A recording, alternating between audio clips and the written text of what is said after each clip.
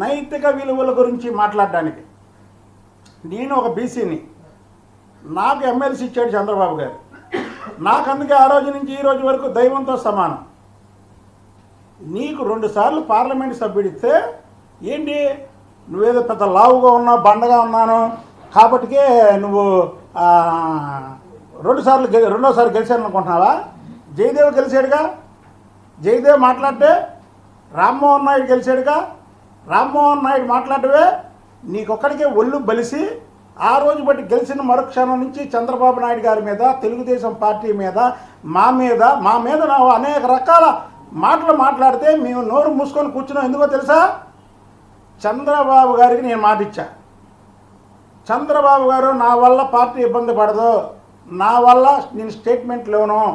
ఆ రోజు కార్పొరేషన్ టైంలో మాట్లాడడం కరెక్ట్ కాదు అని మీడియా ముందు కూడా అనేక సార్లు నేను చెప్పా, చంద్రబాబు గారికి కూడా చెప్పా. ఇవాళ నేను మాట్లాడింది చంద్రబాబు గారి మీద అపవాదేస్తావా? బుద్ధ వెంకంతో చంద్రబాబు నాయుడు గారు మాట్లాడించాడా? నువ్వేంటి? చంద్రబాబు గారి స్థాయి ఏంటి? చంద్రబాబు గారు నీ మీద మాట్లాడించాలని నిన్ను తన్నించాలంటే 5 నిమిషాలు నీతో మాట్లాడించాలా? చంద్రబాబు గారు బుద్ధ వెంకన్నా నువ్వు మాట్లాడయ్యా అని ఫోన్ చేసి నాకు చెప్తాడా చంద్రబాబు గారు? నువ్వు విజయసాయి రెడ్డి నువ్వు ఎప్పటి నుంచి ఉన్నాయి నీ లింకులు? ట్విట్టర్ అకౌంట్ వెంకన్న దగ్గర లేదు, వెంకన్న పెట్టడం మీ మీద అని నువ్వు ఎన్నిసార్లు విజయసాయి రెడ్డికి చెప్పలా? విజయసాయి రెడ్డి ఎంతమందికి చెప్పలేదు కేసీఆర్ నాని చెప్పాడని?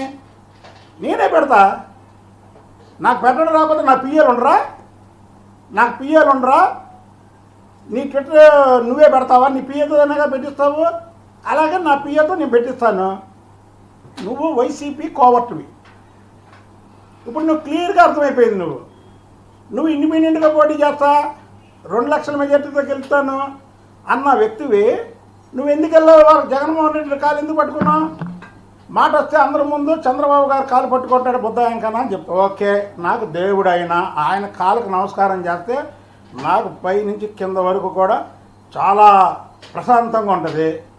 నువ్వు లోపల ప్రతిరోజు చంద్రబాబు గారికి కాలు మొక్కుతావుగా, లోపలికి వెళ్ళి ఎవరు చూడకుండా కాలు మొక్కుతాడు ఈ కేసీఆర్ నాని. ఇవాళ జగన్మోహన్ రెడ్డి కాళ్ళు మొక్కి తర్వాత కండవ వేసి తర్వాత బొగ ఇచ్చాడు.